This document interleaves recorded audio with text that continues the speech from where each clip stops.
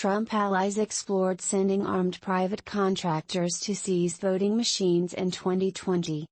Supporters on the fringes of former President Trump's circle explored seeking sweeping authority after the 2020 election to enlist armed private contractors to seize and inspect voting machines and election data with the assistance of U.S. Marshals, according to a draft letter asking the president to grant them permission.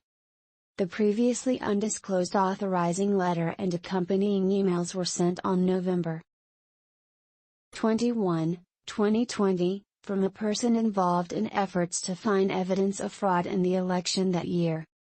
The documents, which were reviewed by The Times, are believed to be among those in the possession of the House Select Jan.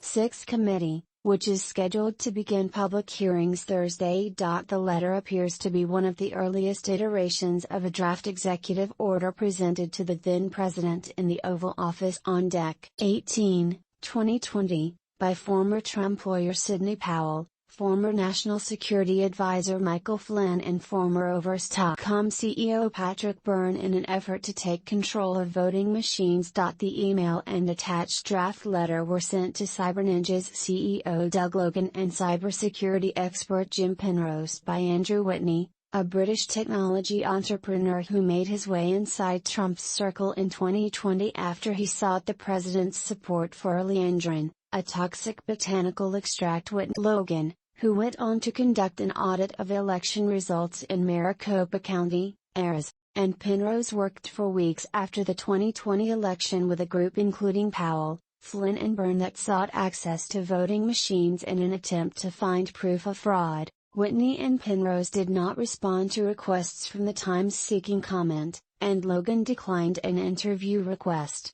The November 21, 2020, letter includes placeholder text at the top for an introduction conveying the document came from the president. The letter would have granted authority to 3 third-party companies to seize all election machines and election data at will, and given the companies and their subcontractors the authority to research, obtain and store off-site all data and/or code regarding U.S. election fraud, election manipulation, voter fraud, election interference, voter eligibility, and election systems where. The directive also would have allowed the companies to inspect and analyze any records or equipment related to the election, as well as details about who had contact with them. And in addition, the letter specified that the U.S. Marshals would assist the effort and the employees of private companies authorized to perform the work would be granted the authority to be armed when conducting these investigations since most of the operations would be conducted under hostile. 2 of the 3 cybersecurity companies named in the letter are led by men who had been part of the weeks-long efforts to find evidence of election fraud.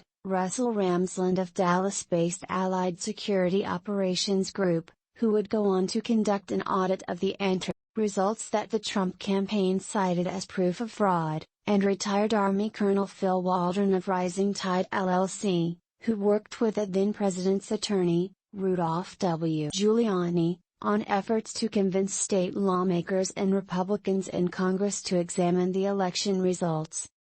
The third company mentioned in the letter, Washington, D.C.-based Axon Global Services LLC, has no known connection to efforts to find evidence of fraud during the 2020 election. When contracted by The Times, company owner Israel Martinez said he was unsure why his name was included in the letter. I was not privy to the document you mentioned, nor was my name nor my company name listed with my authorization. Moreover, I would be angered by any implication that we would take a partisan view in any engagement we are asked to conduct, Martinez said in a statement. We would never approach any potential evaluation of a cyber incident with a partisan view. 2 hours after the email was sent to Logan and Penrose on November 21, 2020, a separate message was sent to pro-Trump attorney Lin Wood with the subject line "Suggested language for cover." The email to Wood, a central figure in the Trump campaign's effort to promote conspiracy theories about the 2020 election in Georgia, included an attached letter with the same language that was written as if it came from an attorney rather than the "I don't deny receiving it, but I didn't do anything with it," Wood said in an interview with The Times. I never reviewed or revised any memo that would have dealt with the confiscation of machines or an executive order for Donald Trump. Of that I am certain. The idea to obtain access to election machine data to look for fraud, through an executive order or other means, was floated several times after the election, several people involved in the effort told. In an interview with The Times, Burns said that Waldron repeatedly pushed to take the idea to the president after Waldron and Powell discussed it with Giuliani. They came back and said Rudy shot them down immediately, Burns said. But the idea didn't go away. It is unclear who wrote the final version of the proposed executive order. But in February, Politico published emails dated Dec.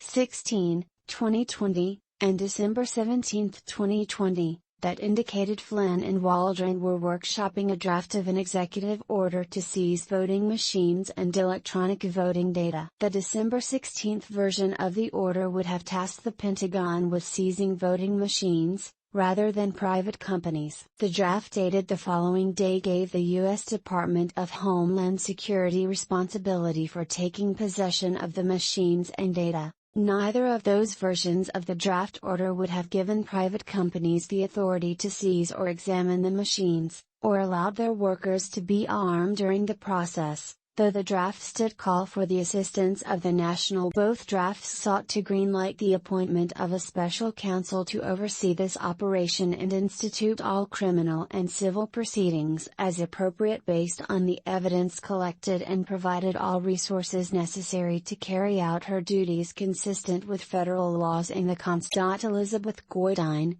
co-director of the Brennan Center for Justice's Liberty and National Security Program, said the draft outlined in the November 21, 2020, letter reviewed by The Times doesn't meet the basic standards of an executive order because it doesn't rely on existing legal authority to justify the actions. You can't say, because this isn't an executive order, I therefore have the authority in the executive order, Goodine said. This appears to be sort of the fever dream of someone who either isn't a lawyer or someone who didn't do very well in law school.